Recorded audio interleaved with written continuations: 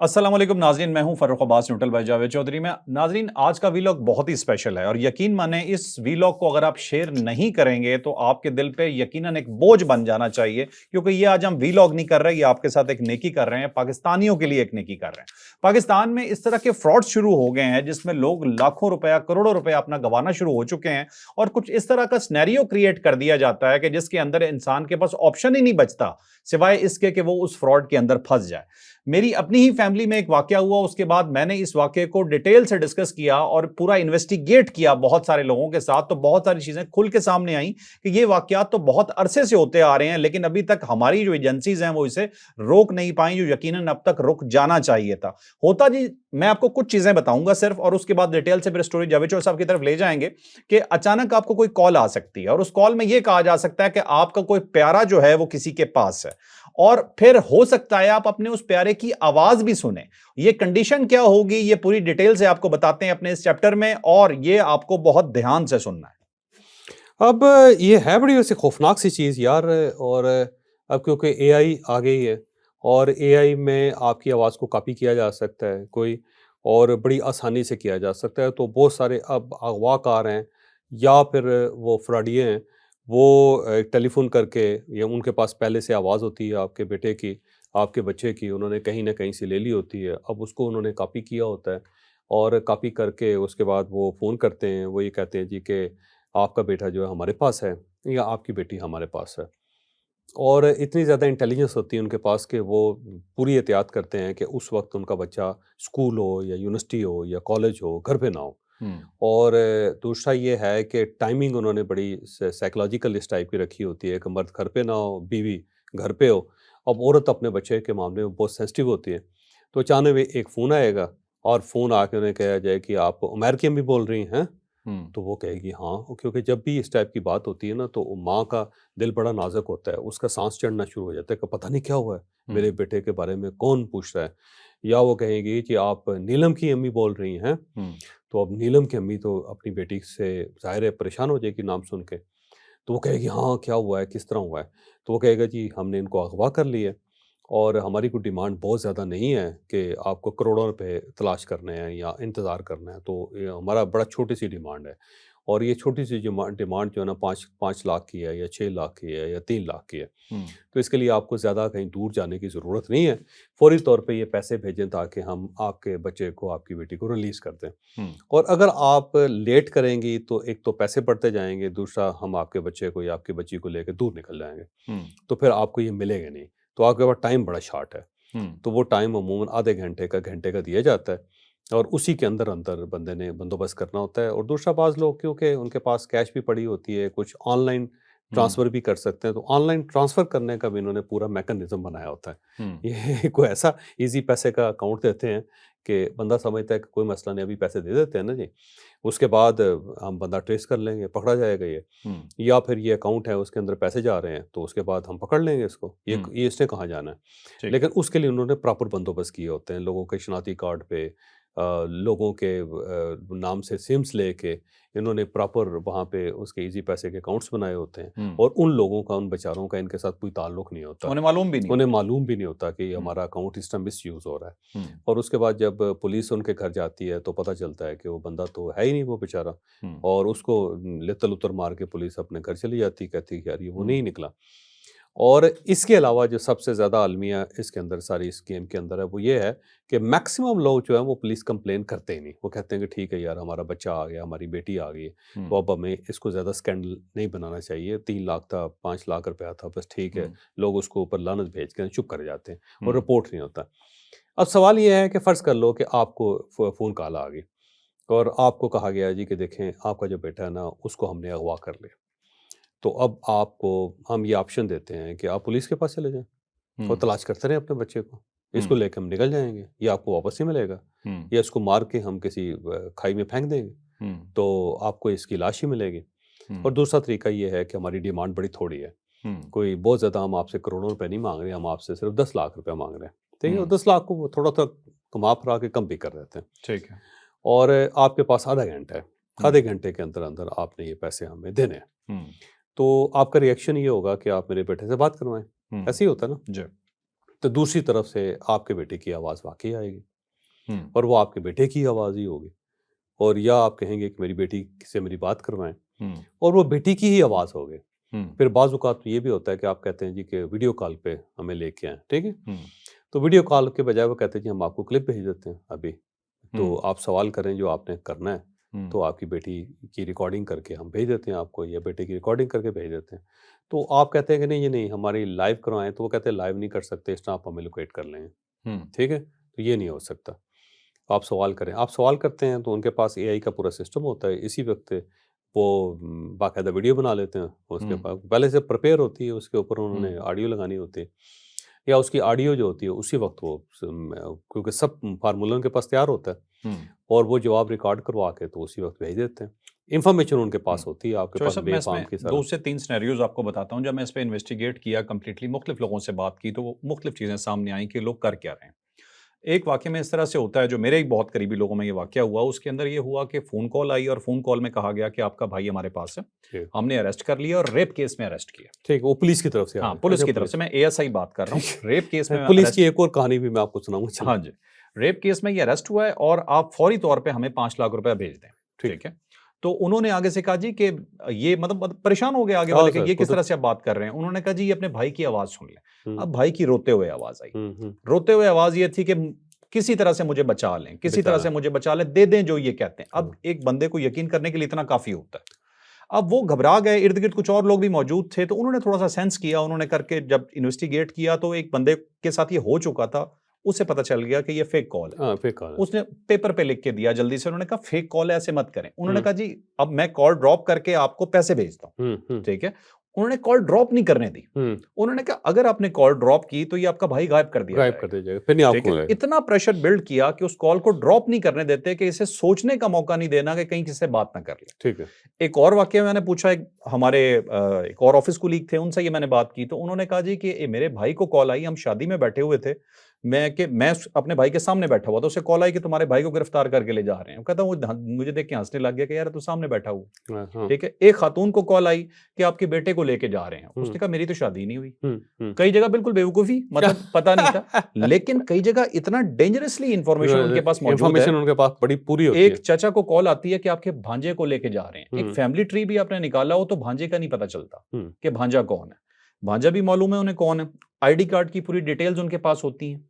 उनके पास हर चीज़ मालूम होती है, आप कौन से शहर में हैं, और उन्हें ये भी पता होता है कि किस बंदे को कॉल करेंगे तो पैसे निकल सकते हैं। निकल सकता है। क्योंकि अकाउंट्स का भी पता होता है कि अकाउंट्स, इनके अकाउंट में पैसे भी हैं। हाँ, तो ट्रैकिंग उन्होंने बहुत की होती है। अच्छा, ये इसके अंदर ना एक और बड़ी डेंजरस चीज़ होती है। अगर फ़र्ज़ करें वो कहते हैं ना कि आपका बच्चा अगवा हो गया, तो ये अमूमन उन दिनों में करते हैं जब बच्चों के पेपर्स हो रहे होते हैं।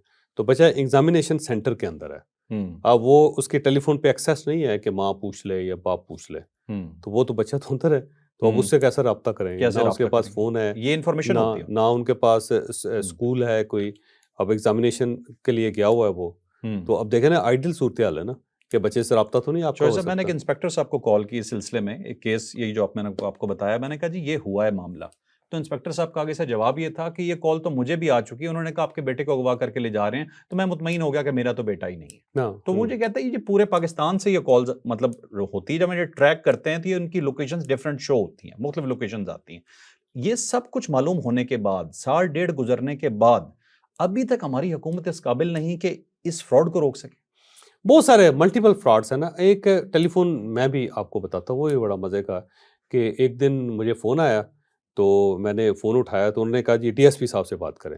साथ ही पीछे ना वायरलेस की आवाज़ें आ रही हैं, ट्रुन ट्रुन की जैसे होती है ना, अच्छा। जैसे कि एक वाक़ई थाने के अंदर बैठे हुए हैं या फिर किसी गाड़ी में बैठे हुए हैं जो पुलिस वैन है उसके अंदर। तो उसमें उन्होंने कहा जी कि जावेद साहब आप है तो बुरी खबर, लेकिन आपको बता रहे हैं कि इसमें इसके अलावा अब हमारे पास ऑप्शन कोई नहीं है। तो आपका बेटा जो है ना उसको हमने गिरफ़्तार कर लिया और हमारी मजबूरी थी इसको गिरफ़्तार करना।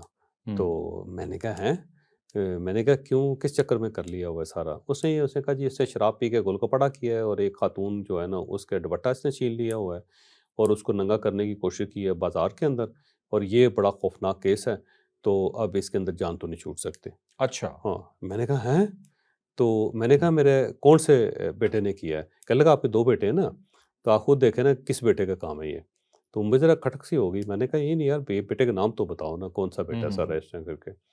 कहता जी आप खुद समझदार हैं, मैं अब आपको क्या बताऊँ? और साथ ही अफरा-तफरी दूसरी तरफ से कि ओ ये जल्दी लेके आओ इसको, ये खातून को साइड पे बिठाओ यार, खातून को क्यों? हुँ, और ये क्यों रो रही है? इसे कहो अभी अपने अब्बू को फ़ोन ना करे, हम हुँ, सेटल कर रहे हैं।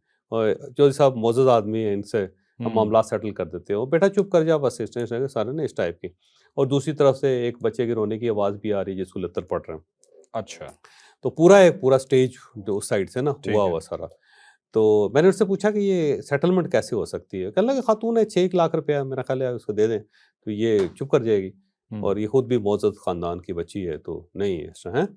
हुँ। तो बाकी ये है कि वो अगर अपना एप्लीकेशन वापस ले लेगी तो हम छोड़ देंगे तो क्योंकि साहब बड़ी हमारा बेवकूफ़ तो आपसे सिर्फ़ 6 हमारा लाख माँगे। अच्छा मैंने कहा यार एक है तो वैसे ठीक है, डेंजरस किस्म की बात है वैसे, हुँ, अफ़सोसनाक सूरत-ए-हाल नहीं होना चाहिए था।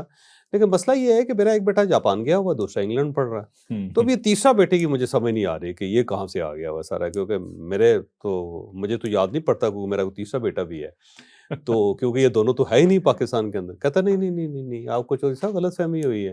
उन्होंने चक्कर दिया हुआ है कि वो इंग्लैंड गया हुआ है। वो इंग्लैंड नहीं गया हुआ, वो यहीं बैठा हुआ है और हुँ, ये सामने है। और नहीं तो ये केस तो चलेगा और थोड़ी देर बाद टेलीविज़न पे खबरें चलनी शुरू हो जाएँगी सारी। हुँ, तो मेरी हँसी निकल गई। मैंने उससे कहा यार बात सुन, पूरे पाकिस्तान में 25 करोड़ लोग हैं। हुँ, तुम्हें इस वक़्त 1:30 दिन के वक़्त मेरे अलावा कोई बेवकूफ़ नहीं मिला। हुँ। तो उसने एक लंबी सी गाली मुझे दे के ना उसके हुँ। बाद फ़ोन बंद कर दी। अच्छा। और उसके बाद मैंने वो फ़ोन नंबर कई लोगों को दिया, आज तक ट्रेस नहीं हो सका। हुँ, तो आप सिर्फ़ इस चीज़ को रो रहे हैं, ये तो बड़ा लंबा-चौड़ा मामला है सारा। एक बार वैसे बंदा दहल जाता है। हुँ। इसी तरह ये पुराना फराड़ा आ रहा है ना जी कि आपकी गाड़ी निकल आई है तो आप गाड़ी ले लें। एक दिन हाँ मेरी जी। वालदा मेरे पास आई, साँस चढ़ा हुआ उनको हुँ। कि पुत्तर मेरी गड्डी निकल आई। मैं कहा भाई जी अच्छा, अजे तक साड़ी नहीं निकल सकी। ਉਹ ਕਹਿੰਦੇ ਨਹੀਂ ਇਹ ਦੇਖ ਤੂੰ ਮੈਸੇਜ ਮੈਨੂੰ ਇਹ ਦੇਖ ਮੈਨੂੰ ਮੈਸੇਜ ਇਹਦਾ ਆਇਆ अच्छा। ਹੋਇਆ ਸਾਰਾ ਹੈ। ਤੇ ਨਾਲ ਉਹ फ़ੋन ਵੀ ਕਰ ਰਿਹਾ ਬੰਦਾ ਨਾ ਉਹ हुँ, ਕਹਿ ਰਿਹਾ ਹੈ ਕਿ ਖਾਲਾ ਜੀ ਤੁਹਾਡੀ ਗੱਡੀ ਨਿਕਲੀ ਹੈ ਤੇ ਤੁਸੀਂ ਮੈਂ ਕਿਹਾ ਅੱਛਾ ਅੰਮੀ ਜੀ ਉਹਨੂੰ कहो ਤੁਸੀਂ ਰੱਖ ਲੈ यार कोई नहीं गल। नहीं नहीं वो मेरी पहली बारी गड्डी निकली है। मैंने उस बंदे को फ़ोन किया, मैंने कहा यार बेटा बात सुन, ये मेरी वालदा की गाड़ी निकली है तो मेरी तरफ से आप कबूल करें तोहफ़ा। अच्छा, ठीक। और खबरदार जो आइंदा मेरी माँ को फ़ोन किया यार तेरी आपको ऐसे-तैसे। बेनज़ीर इनकम सपोर्ट से भी पैसे आए थे? बेनज़ीर इनकम सपोर्ट प्रोग्राम से वो अक्सर ही आ जाते हैं कि आपका 75,000 रुपए निकला ठीक है। है। सिर्फ़ आपने 6,500 रुपए जमा करवाना है और हुँ, उसके बाद आपका। इसी तरह ये जो ऑनलाइन प्रोडक्ट्स बिक रही है ना, मैं पिछले दिनों एक देख रहा था कि एक बंदा जो था ना वो बेचारा रो पीट रहा था कि मेरे 31,000 रुपए खा गए। वो क्या पता लगा कहाँ जी, उसने कहा जी वो एक टूरिज़्म कंपनी बनी हुई थी हुँ, और उसने कहा जी कि 4 लोगों का पैकेज जो है वो 31,000 है और वो है नॉर्दर्न एरिया के अंदर और वहाँ पे 5 दिन की रिहाइश है, हुँ। खाना है और 5वां बंदा फ्री है। अच्छा, ये हमने लगा दिया है कि 4 लोगों का 31,000 रुपए देना आपने और प 5वां बंदा फ्री है। तो ठीक है। फैसलाबाद का था, उसने कहा जी मैंने तो 31,000 उसी वक़्त भेज दिया कि इतना सस्ता सौदा जो है, हैं? ठीक और है। उसके बाद कहता है कौन फ़ोन ही नहीं उठा रहे और बंदे गायब हो गए। हुँ, तो ऑनलाइन प्रोडक्ट के ऊपर तो बहुत ज़्यादा फ्रॉड होता है हुँ। पाकिस्तान के अंदर। अच्छा सर हमारी इस अपनी प्रोडक्ट के जिन्हें कई लोगों ने उसका मेरी वीडियो बना के ना तो उसको चलाई जा रहे हैं यार। हुँ, वो मैंने एफआईए में बाकायदा दरख्वास्त भी दी। आज तक वो बंदे नहीं पकड़े गए जबकि हमने उनको पूरा नंबर, एड्रेस, उनके शनाख्ती कार्ड हर चीज़ तलाश करके दी कि ये बंदे हैं। तो एफआईए कर क्या रही है चौधरी साहब फिर ये? बस वो इसी तरह ही मेरा ख़्याल है कॉल का इंतज़ार कर रही ठीक है। है। अच्छा सर इसमें एक चीज़ आखिरी में और डिस्कस करते हैं कि ये जो सिम्स की अवेलेबिलिटी है बड़ी आसान है, गली मोहल्ले में सिम मिल रही होती है। जो मेरा लोगों से डिस्कशन हुई वो कहते हैं जी कि सिम क्या होता है कि एक दफ़ा थंब आपसे लेते हैं और कहते हैं जी थंब सही नहीं लगा। हुँ, फिर कहते हैं दोबारा थंब लगाओ। हाँ, वो दोबारा थंब लगाता है तो एक सिम उसे दे दिया और एक दूसरे दू थंब पे दूसरे निकाल के दूस साइड दूस पे कर दी। दूसरी साइड पे और ले ये गए। सारी वो सिम्स हैं जो फ्रॉड के लिए यूज़ हो रही हैं, जो कि होती किसी और के नाम पे हैं और हमारे सादा लोग जो लोग हैं स्पेशली गाँव के जो लोग होते हैं जिन्हें इन्फॉर्मेशन नहीं होती, वो बेचारे अपने शनाख्ती कार्ड बड़े आराम से किसी को दे देते हैं और उसके बाद ये फ्रॉड्स हो जाते हैं। एक तो मेरे ख्याल सिम्स को सिर्फ फ्रेंचाइज़ तक कर देना चाहिए कि फ्रेंचाइज़ के अलावा कोई सिम ना दे सके। हुँ, और दूसरा हमारी एफआईए को और साइबर विंग को एक्टिव होना पड़ेगा। अदरवाइज़ तो हमारी आवाम लुटती रहेगी, इस तरह तो सही ट्रॉमा बात। क्रिएट कर रहे और हैं। ये सिर्फ़ पाकिस्तान में नहीं हो रहा, पूरी दुनिया के अंदर हो रहा है। बल्कि मुझे एक साहब मिले पिछले दिनों और वो टर्की के अंदर होते हैं, तो टर्की में उन्होंने बताया जी मेरे साथ एक अजीब-सा फ्रॉड हो गया कि किसी बंदे ने ना मेरा जो पासपोर्ट था वो लेके उसकी कॉपी लेके तो 2 उसने अपने इंटरनेट कनेक्शंस लगाए हुए थे। अच्छा। तो इंटरनेट कनेक्शन आ जाते और मुझे कभी बिल आ जाता तो मैं कहता था यार ये मेरे पास है ही नहीं। तो जब कंपनी से बात की जाती तो कहते नहीं आपके नाम पे तो है ही नहीं है। हुँ, तो खामोश हो जाता है। फिर एक बार इस तरह हुआ कि मेरे बाकायदा रेड वारंट जारी हो गए क्योंकि बहुत ज़्यादा अमाउंट हो गई थी उसकी और पे ही नहीं हुई थी। हुँ, हुँ। तो मुझे वो बिल आ गया, कहते वो 14-15 हज़ार लीरा था। तो मैं बड़ा परेशान हुआ, तो मुझे किसी ने कहा कि यार इसको अदा कर दो, कहीं ऐसा ना हो कि आप एयरपोर्ट भी आओ तुम्हें गिरफ्तार कर लें, क्योंकि इस टाइप के डिफ़ॉल्टर जो होते हैं, जो फॉरेनर्स हैं, उनको गिरफ्तार कर लिया जाता है टर्की के अंदर। कहने लगा मैंने वो पे कर दिया, और पे करने के बाद जब मैं कंपनी के पास गया कि जी मैं तो आपको मुसलसल कह रहा था कि अपना आईडी दिखा के, तो फिर उन्होंने कहा कि भाई मसला ये है कि आपकी आईडी पे तो उसने किया ही नहीं था, आपके पासपोर्ट पे किया हुआ था। अच्छा, तो हमारे पास तो आपकी आईडी थी, ठीक है। तो उससे तो हमें ट्रेस ही नहीं हुआ, तो हम्म, आपके पासपोर्ट के ऊपर उसने कनेक्शन लिए हुए थे। हम्म, तो इस टाइप के बहुत ज़्यादा फ्रॉड्स हो जाते हैं। फिर यहाँ पे इस्लामाबाद के अंदर एक और बड़ा मज़ेदार फ्रॉड हो रहा है कि गाड़ियाँ होती हैं, बड़ी-बड़ी गाड़ी होती है जी, उसके अंदर एक खातून बैठी होती है, 2 बच्चे बैठे होते हैं, बंदा बड़े आराम से आपको कहेगा सर 1 मिनट मेरी बात सुनेंगे? तो आप कहते हैं हाँ भाई, हम्म। कहता है पेट्रोल ख़त्म हो गया गाड़ी में। ये हो चुका है, मेरे साथ भी हो ये चुका कहीं, है। और साथ कहता है जी मैं आया हूँ यहाँ पे, मेरा पेट्रोल ही ख़त्म हो गया। अब हम्म, अजीब-सी बात है यार, गाड़ी है। तो मैं तो अक्सर उनसे कहता हूँ यार कि पूरे शहर में आपका कोई दोस्त नहीं है, और पूरे मुल्क के अंदर भी आपका कोई दोस्त नहीं है, उसे कहो यार ये पेट्रोल पंप वाले को पैसे भेज दे, तो आप हम्म, पेट्रोल डलवा लो, और ऑनलाइन ट्रांसफ़र हो जाते हैं पैसे। हम्म। मैंने जब भी ये कहा है, उस बंदे ने अपना दरवाज़ा लॉक किया और शीशा ऊपर क्यों निकल गया, बगैर पेट्रोल की गाड़ी चलाते हुए। मैं आज तक बड़ा हैरान हूँ कि उसका पेट्रोल कैसे ख़त्म हुआ और फिर उसके बाद गाड़ी कैसे चल गई। ठीक। तो ये इस टाइप के बहुत ज़्यादा है, और दूसरा ये है कि भूख तो हर आदमी को लगी होती है, हर जगह पे वो हम्म, कहता है जी मैं भूखा हूँ, हम्म, और उससे कहता है यार आ तुम्हें खाना ले देता हूँ, कहता है पैसे दो जी, पैसे की भूख है, खाने की हम्म, नहीं है। इस तरह आपने देखा होगा कि हर जो केमिस्ट की दुकान है उसके सामने कोई ना कोई बंदा जो है ना अपनी दवाइयों की रसीदें लेके, हम्म, अपनी बीमारियों के फ़हरिस्त लेके वहाँ पे खड़ा होता है। हम्म, और आप अच्छा दूसरा ये वो कहते हैं जी आप हमें दवाइयाँ ले दें। हम्म। बंदा कहता है यार दवाई ले देते हैं। अब उसके बाद दवाई कहाँ बेचते हैं आज तक समझ नहीं आई उसकी हाँ, वैसे। कहाँ उसने आपसे 100-200 लेना था और कहाँ उसे 4-5 हज़ार की दवाइयाँ आपसे लेके चला जाएगा। दवाई मिल जाती है हाँ, उसको और ये सर। साइकोलॉजिकली फ़ायदा उठाते हैं कि बंदा जो मेडिकल स्टोर से बाहर आ रहा है, वो दवाई लेके आ रहा है, वो पहले ही परेशान होगा कि अल्लाह से दुआ करवा लूँ, तो वो इन्हें दे देगा कुछ अब ना इसी तरह एक बहुत पहले की बात है, ये जो छोटे बच्चे होते हैं ना अमूमन, जो आइसक्रीम के जो ठेले होते हैं, या मुख्तलिफ जगहों पे जहाँ पे खाने-पीने का सामान बिक रहा होता है, तो वहाँ पे माँगने वाले बच्चे होते हैं। तो मैं ये पुराना वाक़या है, तो मैं अपने बच्चों को ले गया, तो वहाँ आइसक्रीम लेनी थी, तो 2 बच्चे छोटे जो है ना दूसरे माँगने वाले वो भी आ गए, उन्होंने कहा कल हमें आइसक्रीम ला दें। मैंने आइसक्रीम ले दी उनको। अब मैं देख रहा हूँ सीन बड़ा मज़े का है, मेरे बच्चे आइसक्रीम खा रहे हैं, उन्होंने आगे जाके ना आइसक्रीम चेक किया, उनको टेस्ट अच्छा नहीं लगा, उन्होंने फेंक दिया। अच्छा सर बस ये नहीं कि वो बादशाह उसकी बादशाह देखो, चेक किया मैं ऐसे लगे जैसे टेस्ट मुझे ये पसंद नहीं है, वो और किसी के टेस्ट का वो लेना चाहता है। चलो सर सेम एक छोटा-सा आखिरी वाक़या आपको बताऊँ मेरे साथ हुआ पिछले दिनों, ये शायद हफ़्ता भी नहीं गुज़रा होगा। मैं एक वो स्टोर के सामने खड़ा एक छोटी-सी बच्ची, बड़ी गुगलू सी और वो क्यूट सी बच्ची थी गरीब जैसे मतलब माँगने वाले होते हैं। तो मैंने देखा कि वो ₹50 लेके जा रही है और कह रही है मुझे ड्रिंक दे दो, तो मैंने बंदे को इशारा किया, मैं कहा इसे पैसे ना लेना, पैसे वापस कर दो, इसे ड्रिंक दे दो, हाँ। वैसे ही। उसने देखा ना कि मैं पैसे दे रहा हूँ, मेरी तरफ मुड़ी है, कहती है अंकल मैं लेज़ ले लूँ? हुँ, मैंने कहा बेटा ले लो आप, ले। ठीक है। कहती 2 ले लूँ? ये तो है। मैंने कहा 2 ले लो। हुँ, उसने 2 की बजाय कोई 8-10 उठा लिए। हाँ, मैंने हाँ, कहा चलो बच्ची ये खैर है। हाँ, वहाँ से आगे आई, कहती चॉकलेट ले लूँ? हुँ, मैंने कहा ले लो, ठीक है। हुँ, अब चॉकलेट भी उसने सबसे महँगी वाली उठाई, उसे ठीक पता था ठीक है। कि कौन सी चीज़ कहाँ है।